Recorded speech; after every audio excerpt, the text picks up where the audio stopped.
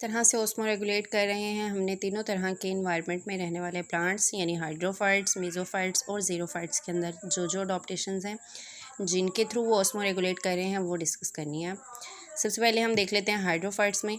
Hydrophytes जो हैं बच्चों, एक जनरल कंसेप्ट है आपके माइंड में रहना चाहिए। वो क्या है कि सबसे पहले आपको ये पता होना चाहिए कि हाइड्रोफाइट्स के अंदर जो अडॉप्टेशंस हैं वो किस टाइप की हैं, यानी उनको क्या रिक्वायर्ड है।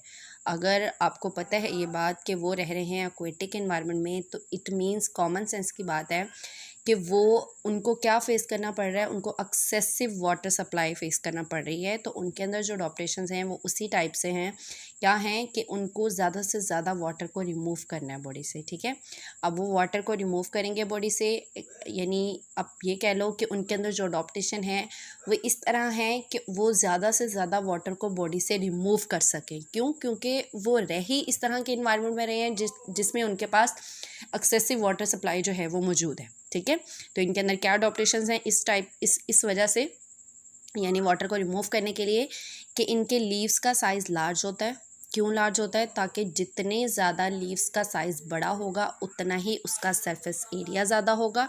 जितना उसका सरफेस एरिया ज़्यादा होगा उतना ही वो ट्रांसपायरेशन वाटर की ज़्यादा करेगा। यानी अगर आपने कहा कि वाटर को बॉडी से रिमूव करना है इन्होंने, तो ये कैसे रिमूव करते हैं? यानी अब एनिमल्स तो है नहीं ये कि इनके अंदर जो है वो एक्सक्रीशन का फिनोमेना मौजूद है जिसके थ्रू ये बॉडी से रिमूव करेंगे वाटर को, या जो भी एक्सक्रीशन इन्होंने करनी है। अब ये प्लांट्स जो हैं, ऐसा भी नहीं है कि ये बिल्कुल ही नहीं करेंगे उसमें, यानी एक्सक्रीशन नहीं करेंगे। तो इनके अंदर जो फिनोमेना है, वाटर को अगर इन्होंने रिमूव करना है तो ये कैसे करेंगे? ये ट्रांसपायरेशन के थ्रू करेंगे। अब ट्रांसपायरेशन क्या चीज़ है?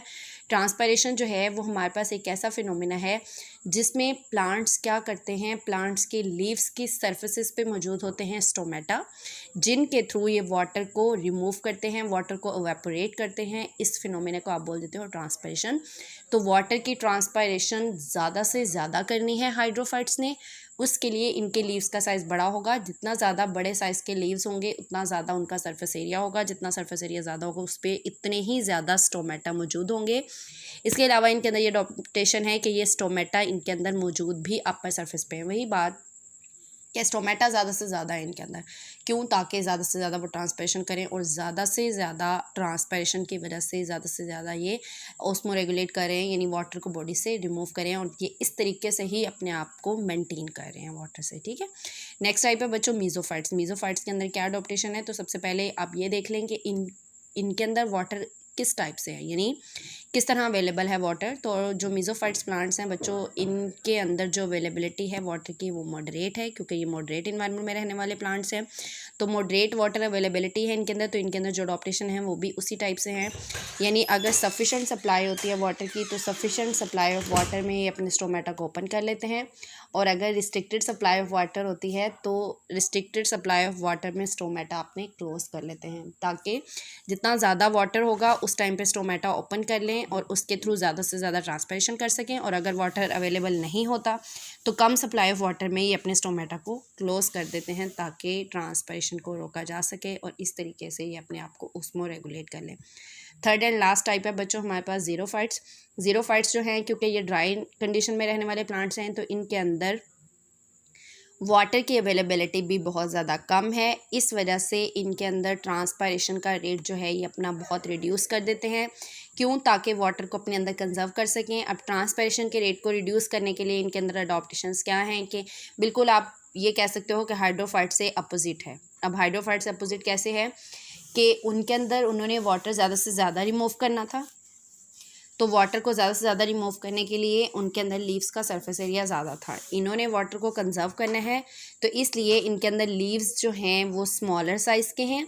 जितने ज़्यादा लीव्स स्मॉल होंगे उतना ही ज़्यादा उनका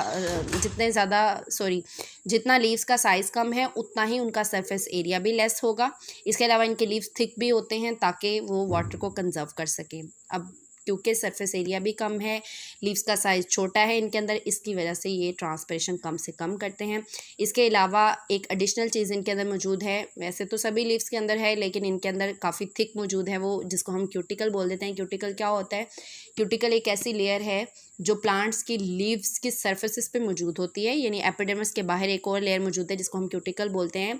अब ये क्यूटिकल जो है वो ज़ीरोफाइट्स के अंदर ज़्यादा थिक है, वैक्सी है, लेदरी है, ताकि ये वाटर को कंजर्व कर सकें। इसके अलावा इनके स्टोमेटा मौजूद होते हैं लोअर सरफेसेस पे, और लोअर सरफेसेस पे भी मज़ीद डिप्रेशंस में मौजूद होते हैं। इसके अलावा बच्चों एक और इनके अंदर अडॉप्टेशन है, वो ये कि कुछ ज़ीरोफाइट्स जैसा कि कैक्टस हो गया, ये जब ड्राइएस्ट सीज़न आ जाता है तो ये अपने लीव्स शेड कर देते हैं।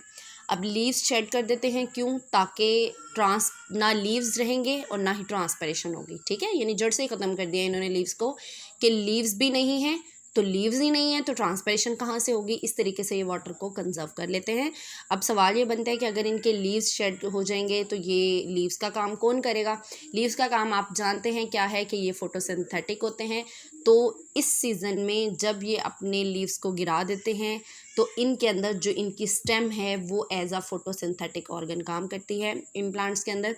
इसके अलावा बच्चों हम ये कहते हैं कि इनकी जो स्टेम्स होती हैं इनके अंदर ये वाटर को स्टोर करके भी रखते हैं, इसलिए इनकी स्टेम्स को हम सकुलेंट स्टेम्स भी बोलते हैं, ठीक है।